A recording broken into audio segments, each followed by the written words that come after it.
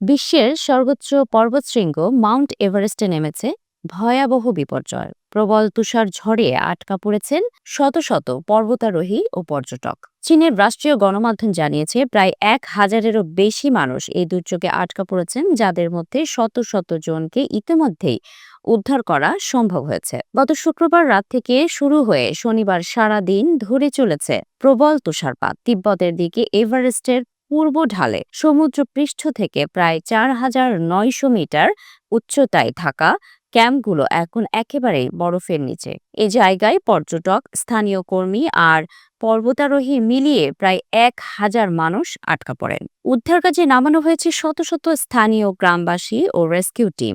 রাস্তা থেকে বরফ সরিয়ে আটকে পড়াদের কাছে পৌঁছাতে চলছে নিরন্তর চেষ্টা। চীনের সেন্ট্রাল টিভি জানিয়েছে এখন পর্যন্ত 350 জন পর্বতারোহীকে উদ্ধার করে নিরাপদে কোডং শহরে পৌঁছে দেওয়া হয়েছে। এছাড়াও আরও 200 জনের সঙ্গে যোগাযোগ স্থাপন হয়েছে এবং তাদেরও ধাপে ধাপে নিয়ে আসা হচ্ছে।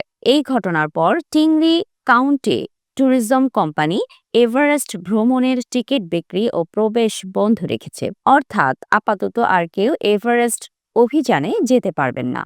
এদিকে তিব্বতের দক্ষিণে থাকা নেপালেও চলছে প্রকৃতির আরেক রূপ। ভারী বৃষ্টিতে দেখা দিয়েছে ভূমিধস ও আকস্মিক বন্যা। গত শুক্রবার থেকে রবিবার পর্যন্ত সেখানে অন্তত 47 জনের মৃত্যুর খবর পাওয়া গেছে। অনেক সেতু ক্ষতিগ্রস্ত হওয়ায় বন্ধ হয়ে গেছে বহু সড়কপথ।